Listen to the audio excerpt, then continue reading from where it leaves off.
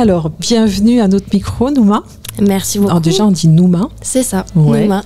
On est dans l'enceinte de la salle du Rackham parce que tu es en résidence. Exactement. Et tu sors là. Alors, tu as sorti il y a un mois ton dernier single qui s'appelle Bleuté de toi. Ouais. C'est ça. Et là, tu sors très bientôt un EP. Ouais, mon premier EP qui s'appellera Encore un peu. Ah voilà, je voulais savoir encore un peu. Et exactement. Du coup, il y aura combien de titres? Il sort quand? Enfin, on veut tout savoir. D'accord. Il sort le 9 décembre. Ok. Donc là, c'est dans 2 semaines, je crois, un petit peu moins de 2 semaines. Ouais. Il y aura 6 titres. Donc voilà, j'ai trop hâte. C'est mon premier EP, c'est mes premiers sons, mon premier jet. Et puis, je suis hyper excitée à l'idée de finalement le sortir, quoi. Parce que tu as déjà 3 singles qui sont sortis. Exactement. C'est ça. J'ai 3 singles qui sont sortis. Ils seront dedans, ces 3-là. Ils seront dedans, exactement. Donc il y a 3 autres exclusivités. Exclusives. Ouais. Ceux qui sont venus me voir en concert, ils les ont sûrement déjà entendus, mais sinon, ouais. J'ai rien laissé passer sur les réseaux. C'est vrai, c'est vrai, il y a un grand secret. Tu as annoncé ton EP, mais on n'en sait pas plus. Là, aujourd'hui, on en sait un peu plus du coup. Ouais, avec plaisir. Est-ce que tu as des titres en anglais sur cette EP ? Alors, il n'y a pas des titres qui sont full anglais, mais j'ai toujours en effet une petite touche d'anglais à droite à gauche. Parce que c'est assez naturel pour moi, que mes influences sont vraiment principalement anglophones. Donc voilà, il y a parfois quand j'écris, il y a des choses qui me viennent en anglais parce qu'ils ont des manières de dire, ils ont des expressions qui sont assez naturelles pour moi et qui me parlent beaucoup. Et donc quand ça sort en anglais, j'ai décidé de j'ai pris le parti de garder ça comme ça et de pas toujours traduire. Ouais, ok. Donc, est-ce qu'un jour il y aura un titre complètement en anglais? C'est possible ou pas? Est-ce que tu sais écrire, enfin c'est facile pour toi d'écrire en anglais d'abord? C'est assez facile pour moi. Et il y aura un titre, je veux pas en dire trop, mais il y aura un titre par la suite qui sera vraiment avec une grosse partie en anglais. Et je vais continuer à mélanger ces 2 langues, mais l'anglais sera plus présent, ouais. Cool. Et alors, cette EP qui sort, là, on a hâte, le 9 décembre. Dans quel état d'esprit, dans quelles conditions il s'est fait? Alors, waouh. Cette EP, on va dire que j'ai commencé à composer les chansons dans ma chambre. Ça remonte déjà à 2 ans. J'ai toujours en fait écrit beaucoup pour moi. Et puis j'ai continué à avancer et puis en fait à rencontrer un peu mon équipe, à construire un peu ma carrière. Et puis je continuais d'écrire, etc. Donc c'est un EP qui est vraiment, je veux dire, c'est vraiment mon essence. C'est vraiment le début de Nouma. C'est vraiment mes émotions et c'est des chansons que j'ai écrites pas forcément au début dans le but de devenir artiste, mais plus pour moi en fait, pour pouvoir m'exprimer, pour pouvoir avoir cette espèce de petite bulle à moi. Donc ce premier EP est très très intimiste, très personnel et je dirais qu'il est un peu nocturne parce que j'écrivais beaucoup ces chansons le soir après mes études, après le taf, tout seul dans ma chambre. Donc c'est une ambiance plutôt feutrée, plutôt c'est ça? Ouais, plutôt c'est un peu comme dans un rêve, je vais dire, on va rentrer dans un rêve et on va ressortir directement. J'ai envie que ce soit un voyage, quelque chose de personnel, mais que ça puisse toucher à tout le monde parce que ça parle d'émotions qui sont assez universelles en fait. T'as fait aussi des covers, peut-être dans ta chambre aussi, t'en as posté quelques-uns. Exactement. Est-ce que tu vas continuer ou... Ouais, totalement. Là, je vais me concentrer vraiment sur l'EP, bien sûr. sur ce que je vais pouvoir dire dans cette EP, mais j'ai hyper envie de continuer les covers parce que j'adore et puis j'ai plein d'influences. Il y a des artistes que j'adore et que j'ai envie de reprendre leurs chansons, ouais. Ça fait. Là, la musique, donc depuis 2 ans, tu travailles un peu sur ton EP, même si tu as commencé à écrire pour toi. Un petit peu avant, mais la musique, tu as commencé quand en fait? J'ai commencé, j'ai commencé très tôt. J'ai commencé en primaire avec la guitare. Parce qu'à la base, je voulais vraiment être une rockeuse. Je voulais avoir une guitare électrique et tout. Je voulais faire de la guitare et tout. Et en arrivant au collège, je me suis mise au chant. J'ai découvert un peu ma voix. J'ai découvert que j'adorais chanter.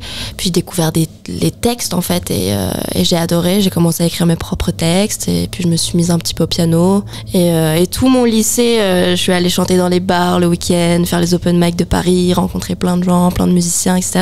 Et je me suis rendu compte que la scène, c'était quelque chose qui me plaisait vraiment et que je m'y sentais super bien, que ça me donnait beaucoup de force et beaucoup de confiance en moi. Et c'est parti de là et j'ai continué, j'ai fait 1 an d'études à Londres en musique et puis ensuite j'ai rencontré cette équipe et je développe tout ça. C'est cool. Dans l'écriture de tes textes, t'as influencé. Quelles sont tes influences en fait? C'est ta vie ou ça peut être d'autres choses qui peuvent t'influencer dans l'écriture? Principalement, en tout cas pour cette EP, oui, ma vie, beaucoup d'émotions, les gens qui m'entourent m'inspirent beaucoup également.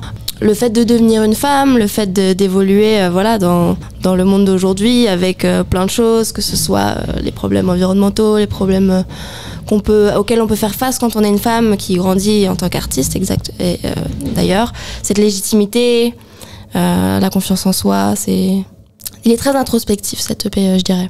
Tes influences musicales, est-ce que tu as parlé du rock? Coup, j'ai pas parlé. Ouais, non, oui, mais du coup, c'est le rock à la base, tes influences ou pas? Alors c'est trop drôle parce que du coup oui, mon père écoutait beaucoup de rock. J'ai grandi entre le U2, un peu même électro, Dépêche Mode, tout ça. Ouais. J'ai écouté années beaucoup 80, de Muse, exactement.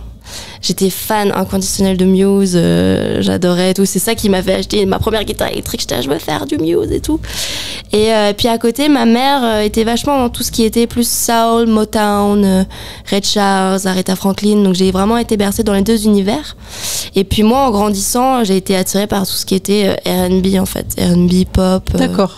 Donc j'ai eu ces trois grosses influences qui, je pense, qui se ressentent un petit peu dans ma musique aujourd'hui. Même si voilà, je fais quelque chose de très pop, j'aime bien aller emprunter des émotions et des styles pour vraiment construire cet univers qui m'est propre. Qui t'est propre. Quel artiste tu écoutes le plus en ce moment? Celui qui est au-dessus dans ta playlist? Ah, c'est une bonne question. En ce moment, j'ai le droit de regarder sur mon Spotify ou pas? Bien sûr. Parce que j'écoute plein de trucs, évidemment. En ce moment, j'ai beaucoup écouté cet artiste et puis ensuite, voilà, j'ai écouté plein d'autres choses, mais je reviens trop sur son album, c'est Charlotte Cardin.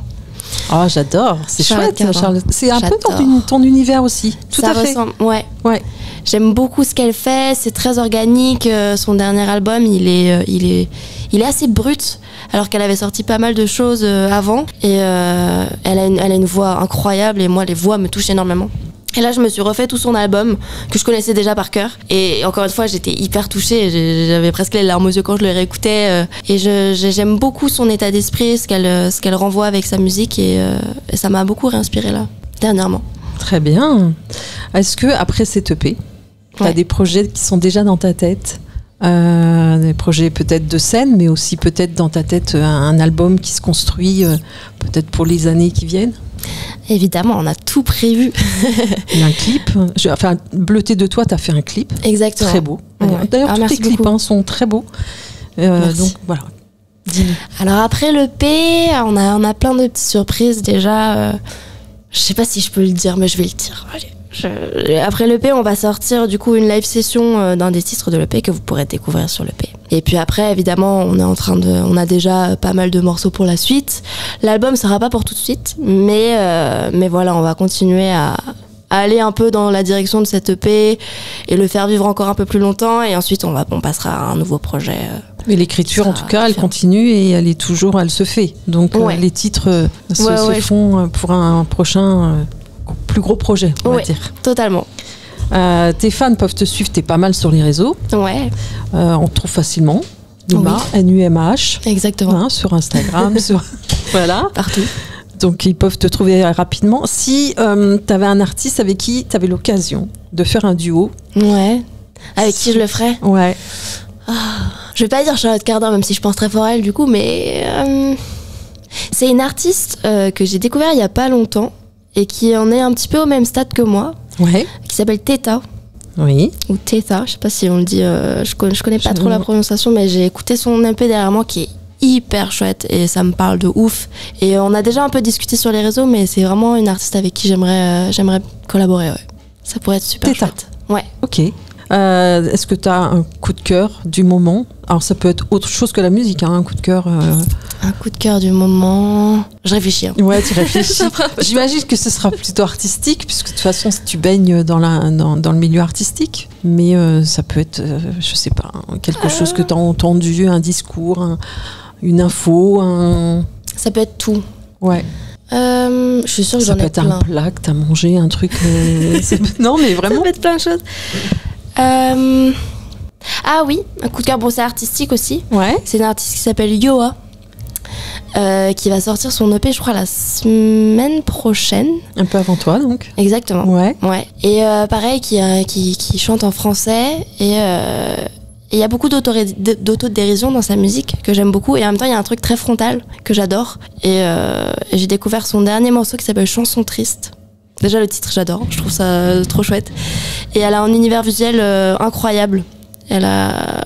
Ça se rapproche un petit peu du mien, j'ai l'impression qu'il y a quelque chose de très qui relate à l'enfance, le fait de devenir une femme et ça me parle beaucoup et c'était un gros coup de cœur. Si tu pouvais être quelqu'un d'autre, t'as 24 heures, t'es quelqu'un d'autre, tu es qui et pourquoi? Ah, j'adore ces questions. Ouais, c'est nos questions, c'est notre patte. Je peux être quelqu'un d'autre. Ça peut être un animal, si t'as envie d'être un animal, ça peut. Je crois que je serais Beyoncé quand même. J'aimerais bien voir... Mais je sais que c'est une bosseuse de ouf, que c'est une tueuse et tout, et j'aimerais bien voir ce que ça fait d'organiser des shows aussi énormes, de caster des danseurs, de voir comment tout ça se passe en fait, parce que je sais que c'est un travail sur des longs mois, mais ça m'intéresserait bien de voir toute cette fourmilière qui se passe autour d'elle et tout, comment tout ça s'organise, les shows, les machins et tout, ça m'intéresserait de voir. Beyoncé. Ouais, je pense que ça pourrait être hyper inspirant. Bon choix. Est-ce que tu as un péché mignon? Les bonbons. Je vois ton regard sur les bonbons qui sont devant toi. J'avoue, ça c'est un petit péché mignon. Ouais, la danse.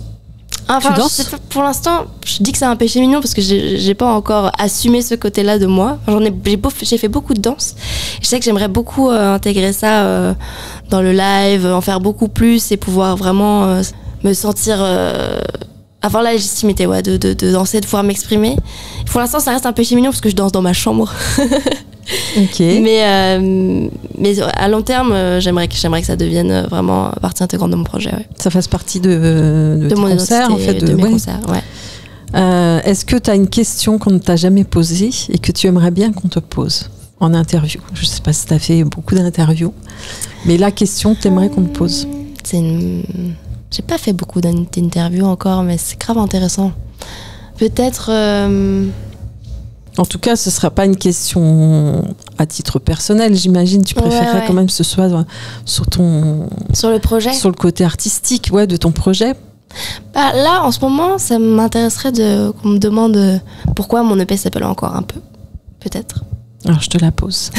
Pourquoi ton EP s'appelle Encore un peu?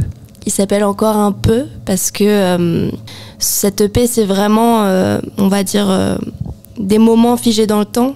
Des moments que j'ai voulu justement figer dans le temps et que j'aimerais revivre, que j'aimerais revivre plus tard, etc. Mais sauf que c'est des moments du coup qui durent 3 minutes et j'ai envie qu'en écoutant mon EP, on n'ait pas envie que ça se termine et qu'on puisse l'écouter encore un peu.